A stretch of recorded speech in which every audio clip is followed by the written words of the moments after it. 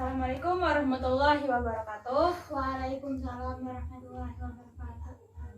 Apa kabarnya nih? Baik, Bu. Nah, jadi pada pertemuan kali ini setelah libur yang lumayan panjang di semester 1, kali ini kita memasuki pada pembelajaran semester 2 dengan bab awal materi Khulafaur Rasyidin. Jadi Khulafaur Rasyidin ini adalah materi pada kelas 7 SMP atau MTS. Nah, jadi sebelumnya nih, kalau ada pembelajaran pasti ada tujuan yang ingin dicapai dari pembelajaran itu sendiri. Jadi pada pertemuan kali ini tujuan yang ibu harapkan dan Nakda harapkan semua juga, yang pertama Nakda itu diharapkan untuk mampu menjelaskan sejarah munculnya Khulafaur Rasyidin. Yang kedua, Nakda itu bisa menyimpulkan biografi Khulafaur Rasyidin dengan baik dan benar. Yang ketiga, ada peserta didik itu mampu menampilkan sikap keteladanan Khulafaur Rasyidin dengan baik. Yang keempat, ada mampu menunjukkan sifat terpuji yang dimiliki oleh Khulafaur Rasyidin. Yang kelima, ada menyebutkan prestasi Khulafaur Rasyidin dengan baik dan benar. Dan yang terakhir, ada peserta didik itu mampu menentukan masa kepemimpinan Khulafaur Rasyidin dengan baik dan benar. Baik, jadi pada pembelajaran kali ini kita akan menggunakan strategi pembelajaran reading guide. Sebelumnya pernah nggak pakai strategi reading guide dari pembelajaran sebelumnya? Belum. Nah, jadi strategi reading guide ini nanti ibu akan memberikan berupa kertas materi ini. Kertas materi ini nanti akan dipelajari, dibaca. Nah, selain kertas ini juga ibu akan memberikan beberapa pertanyaan. Di sini ada 4 pertanyaan yang nanti akan kamu jawab dari materi yang kamu baca nanti. Jadi menjawabnya itu boleh nanti melihat di kertas ini. Nah, jadi ibu akan memberikan waktu 10 menit untuk membaca, menelaah isi materi dan menjawab pertanyaan yang ibu berikan ini. Nanti setelah habis waktu 10 menit itu, nanti ibu akan menanyakan kembali pertanyaan yang telah diberikan. Nah, setelah kamu jawab nanti, di akhir pembelajaran ibu akan memberikan penjelasan sedikit tentang ini, ya, isi materi dari kertas ini. Oke, baik. Sebelum memulai pelajaran pada hari ini, sebaiknya kita mengucapkan basmalah secara bersama-sama. Bismillahirrahmanirrahim. Nah, jadi sebelum itu kita telah memulai. Ini ibu serahkan dulu materinya, dan ibu di sini akan menjelaskan sedikit tentang peta konsep yang tadi ibu buat. Nah, di sini di papan tulis ini agak abstrak ya, karena tulisan ibu hancur. Jadi ibu akan mengirimkan, silahkan dibuka handphonenya, peta konsep yang sebenarnya. Hampir sama, cuman kan di sini karena nggak muat papan tulisnya jadi agak atas. Ibu kirimkan dulu ke grup ya, silakan dibuka. Nah, masuk nggak? Oke, silakan dibuka juga peta konsepnya. Nah, sambil dilihat di sini. Jadi yang pertama kita akan membahas tentang materi Khulafaur Rasyidin. Nah, Khulafaur Rasyidin ini ada terbagi tentang pengertiannya. Apa sih pengertian dari Khulafaur Rasyidin? Nanti ada pengertian secara bahasa dan istilah. Nah, yang kedua ada sejarah munculnya Khulafaur Rasyidin. Nah, selanjutnya dari sejarah munculnya ini terdapat nama-nama siapa saja sih yang termasuk dalam Khulafaur Rasyidin ini.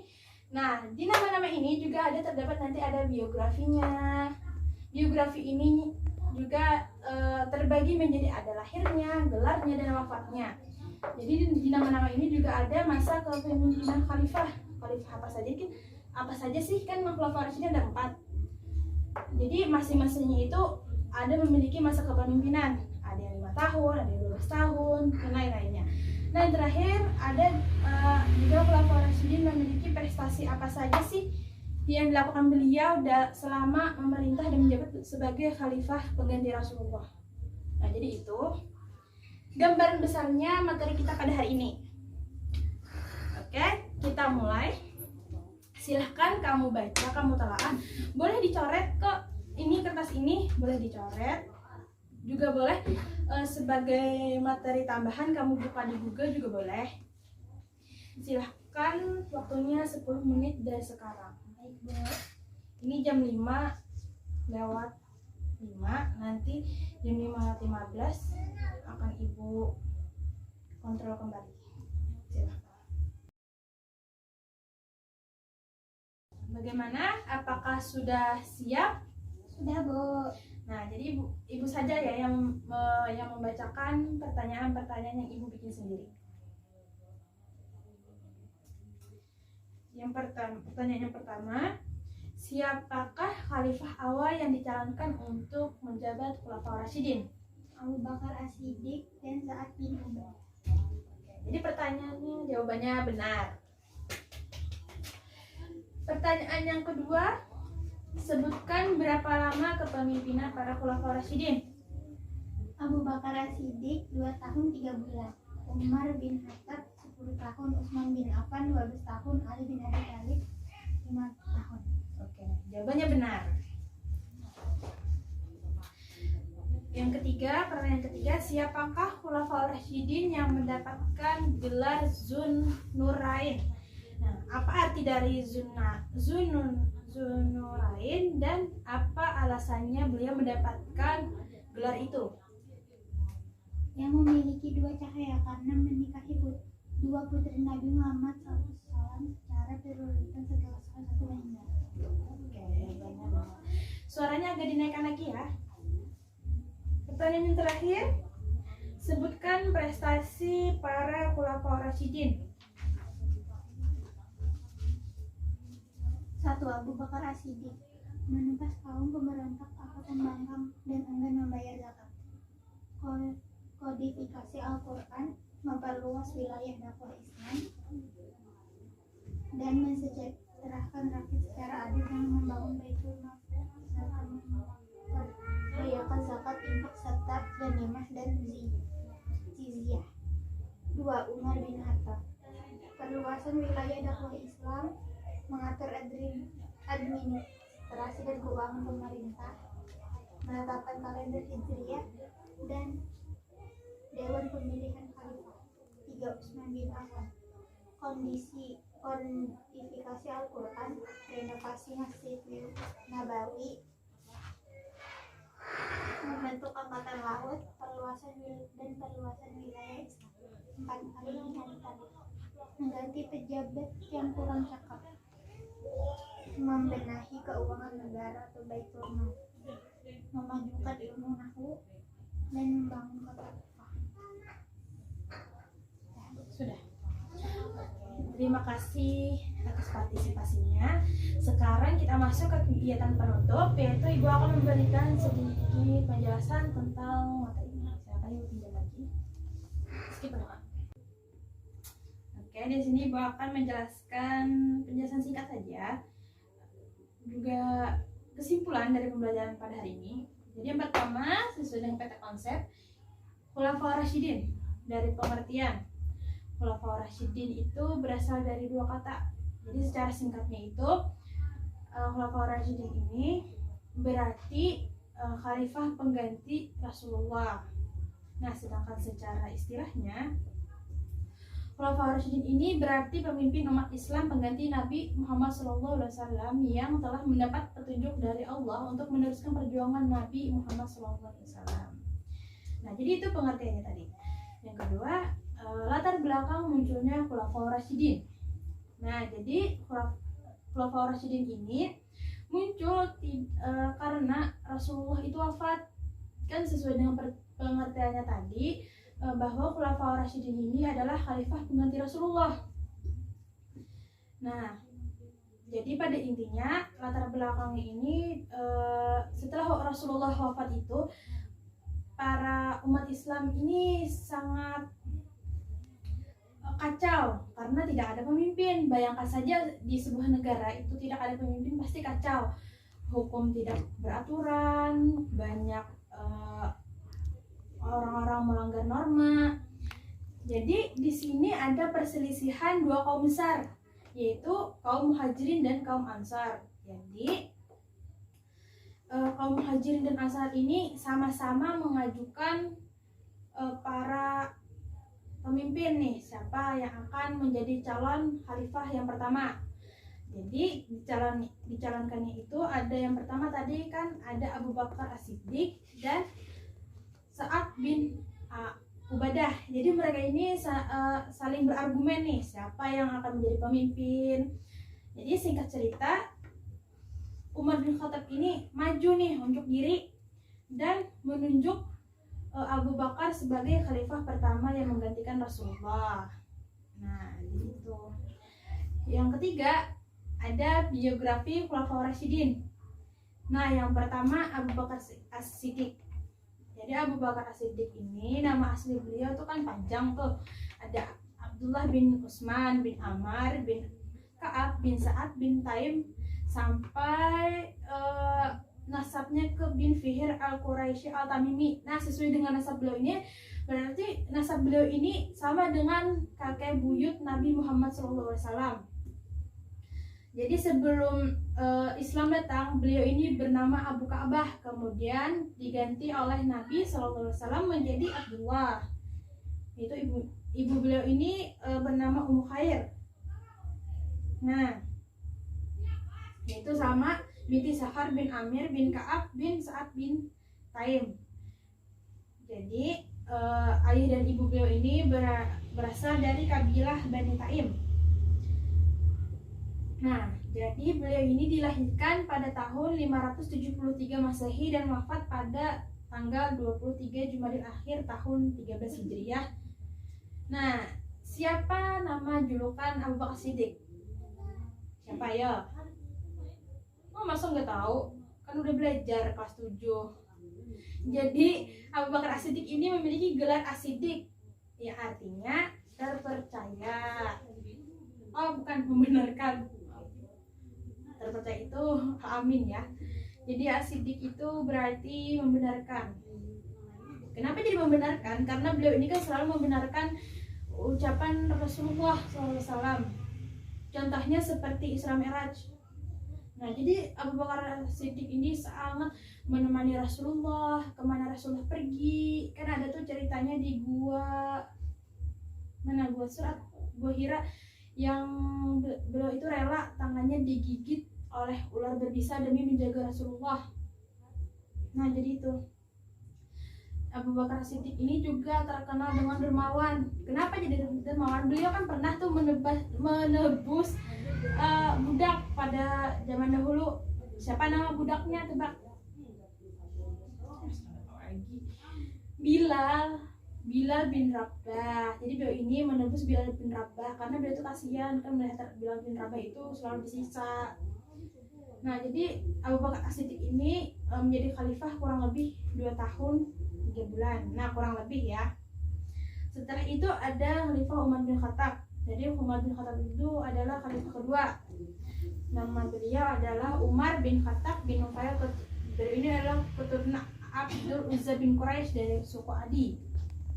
Jadi beliau ini dilahirkan di Mekah 4 tahun sebelum kelahiran Nabi Muhammad SAW. Jadi Umar ini masuk Islam pada tahun kelima setelah kenabian. Nah, beda dengan Abu Bakar As-Siddiq tadi, beliau itu termasuk dengan golongan as-sabiqun al-awwalun, yaitu orang-orang pertama masuk Islam pada golongan orang tua. Nah, jadi Umar bin Khattab ini memiliki julukan Al-Faruq, yaitu beliau ini mempunyai perawakan yang tinggi, besar, dan mampu bekerja dengan 2 tangan secara seimbang. Jadi beliau ini juga sangat ditakuti oleh lawan maupun kawan. Umar bin Khattab diangkat sebagai khalifah atas penunjukan langsung dari wasiat sebelumnya, yaitu dari Khalifah Abu Bakar Siddiq. Jadi Umar bin Khattab ini kan masuk Islam gara-gara beliau ini mendengarkan surah Thaha yang dibacakan oleh adik perempuan beliau. Jadi Umar bin Khattab ini juga wafat akibat ditusuk oleh Abu Luqluq al-Majusi, seorang mantan budak Persia saat melakukan salat. Ya. Yang ketiga ada dari Khalifah Utsman bin Affan. Nah, Utsman bin Affan ini Kalau dilihat juga nasab beliau ini juga sama dengan nasab Rasulullah, kakek-kakek Rasulullah. Jadi nama panggilan Utsman itu adalah Abu Amr bin dan Abu Abdullah Al-Quraisy dan Al-Umawi. Nah, tadi ada pertanyaan tentang kenapa nih Utsman bin Affan itu diberi julukan Zun Nurain. Nah, karena beliau ini memiliki dua cahaya, yaitu beliau ini menikahi dua putri Rasulullah sekaligus. Jadi bukan sekaligus, setelah satunya wafat, beliau menikahi lagi yang satunya. Jadi bukan sekaligus secara bersamaan, bukan, tapi secara berurutan. Jadi Utsman bin Affan ini juga masuk Islam pada usia 34 tahun, berawal dari kedekatannya beliau dengan Abu Bakar. Nah, Utsman bin Affan wafat pada tahun 655 Masehi. Jadi beliau ini menjabat selama 12 tahun menjadi khalifah. Yang terakhir ada Khalifah Ali bin Abi Thalib. Beliau ini keponakan, bukan sepupu Nabi, karena beliau ini anak dari paman Nabi, Abu Thalib. Jadi beliau ini memiliki anak Hasan dan Husain. Jadi beliau ini merupakan juga menantu Rasulullah. Siapa nama istri beliau?